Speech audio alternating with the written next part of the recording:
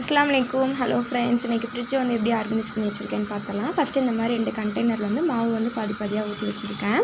இது வந்து பார்த்திங்கன்னா இஞ்சி பூண்டு பேஸ்ட் வந்து ஒரு 1 வீக் வர மாதிரி நான் வந்து அரைச்சி வச்சுப்பேன். அப்புறம் நெக்ஸ்ட் வந்து புது பேட்சாக வந்து அரைச்சிப்பேன். இது வந்து மல்லி இலை, கருவேப்பிலை, தேங்காய், பச்சை மிளகா இதுக்கெல்லாம் தனித்தனி பாக்ஸு. பச்சை மிளகா வந்து பார்த்திங்கன்னா காம்பு கிள்ளிட்டு வச்சோம் அப்படின்னா நல்லா வந்து ஃப்ரெஷ்ஷாக வந்து வரும். இது வந்து எக்ஸ்ட்ரா ஆகிற மாவோடு வந்து புளிச்ச மாவாக இருக்கும் இல்லையா, ஸோ புது மாவு வந்து சேர்த்து மிக்ஸ் பண்ணிட்டோம் அப்படின்னா தோசைக்கு ஊற்றிக்கலாம். பூ வந்து இந்த மாதிரி டைட்டான ஒரு மூடி போட்டு பாக்ஸில் வந்து ஸ்டோர் பண்ணிக்கோங்க. அப்போ தான் ஸ்மெல்லு வந்து வராமல் இருக்கும். வெஜிடபிள் ட்ரேயில் வந்து பார்த்திங்க அப்படின்னா தக்காளி, முருங்கைக்காய், கேரட்டு, பீன்ஸ் இந்த மாதிரி ஸ்டோர் பண்ணி வச்சுருக்கேன். சில்லரில் வந்து பார்த்திங்க அப்படின்னா 2 பால் பாக்கெட் தயிர் வந்து வச்சுருக்கேன்.